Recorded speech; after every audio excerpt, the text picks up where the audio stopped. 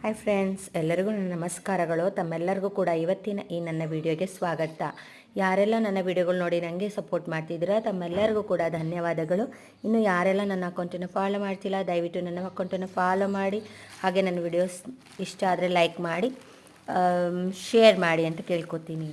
ನಿಮಗೆ ಗೊತ್ತಿರ್ಬೋದು, ಒಂದು ಹಾಡಿದೆ, ಸೋಜುಗಾದ ಸೋಜು ಮಲ್ಲಿಗೆ ಮಾದೇವ ನಿನ್ನ ಮಂಡೆ ಮ್ಯಾಲ ದುಂಡು ಮಲ್ಲಿಗೆ, ಸೋಜುಗಾದ ಸೂಜಿ ಮಲ್ಲಿಗೆ ಮಾದೇವ ನಿನ್ನ ಮಂಡೆ ಮ್ಯಾಲ ದುಂಡು ಮಲ್ಲಿಗೆ.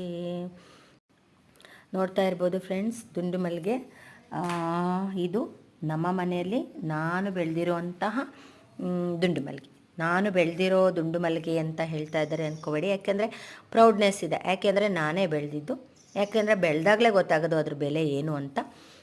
ನನ್ನ ಒಂದು ಉದ್ದೇಶ ಏನಪ್ಪ ಅಂದರೆ, ದೇವರಿಗೆ ನಾವು ದುಡ್ಡು ಕೊಟ್ಟು, ಅಂದರೆ ನಾವು ಸಂಪಾದಿಸಿದ ಹಣದಿಂದನೇ ದುಡ್ಡು ಕೊಟ್ಟು ಹೂವು ತಂದು ಪೂಜೆ ಮಾಡ್ತೀವಿ. ಆದರೆ ಅದಕ್ಕಿಂತ ಹೆಚ್ಚಾಗಿ ನಾವೇ ಬೆಳೆದು ಆ ಹೂವನ್ನು ದೇವರಿಗೆ ಅರ್ಪಿಸಿ ಪೂಜೆ ಮಾಡೋದ್ರಲ್ಲಿದೆಯಲ್ಲ, ಮನಸ್ಸಿಗೆ ಸಿಗೋ ಶಾಂತಿ ಅದೊಂಥರ ಕಣ್ರಿ, ಅದು ಹೇಳೋಕ್ಕೆ ಸಾಧ್ಯ ಇಲ್ಲ. ಯಾಕೆಂದರೆ ಹೂ ಬೆಳೆಯೋದು ಅಂದರೆ ಅದು ಸುಮ್ಮನೆ ಅಲ್ಲ, ಅದು ಒಂದು ದಿನದ ಪರಿಶ್ರಮ ಅಲ್ಲ.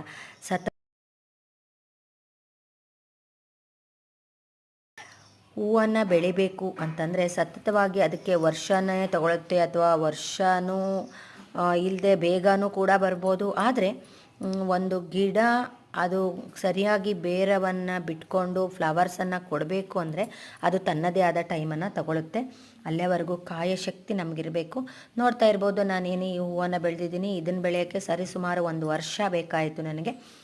ಯಾರೋ ಮನೆ ಹತ್ರದಿಂದ ಒಂದು ಬಳ್ಳಿಯನ್ನು ತೆಗೆದುಕೊಂಬಂದು ಹಾಕಿದ್ದೆ, ಆದರೂ ಕೂಡ ಅದು ಫ್ಲವರನ್ನು ಕೊಡೋಕ್ಕೆ 1 ವರ್ಷ ತೊಗೊಂತು. ಬಟ್ ಈಗ ತುಂಬ ಫ್ಲವರ್ಸನ್ನು ಕೊಡುತ್ತೆ, 1-1.5 ಫ್ಲವರ್ಸ್ ಬಿಡುತ್ತೆ. ಅದರಲ್ಲೂ ಕೂಡ ತುಂಬ ದೊಡ್ಡ ದೊಡ್ಡ ಹೂವು ಇರೋದು ಇದು. ಆಮೇಲೆ ಪೆಟಲ್ಸು ಅಷ್ಟೇ, ತುಂಬ ಪೆಟಲ್ಸ್ ಇರೋವಂಥ ಒಂದು ಇದು.